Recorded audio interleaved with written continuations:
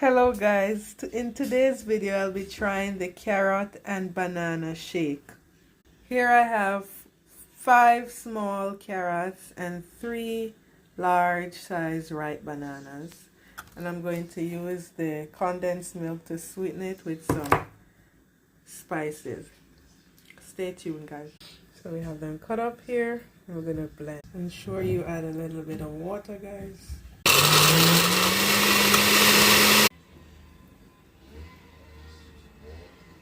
So we're adding some sweetener guys. You could put the amount you like.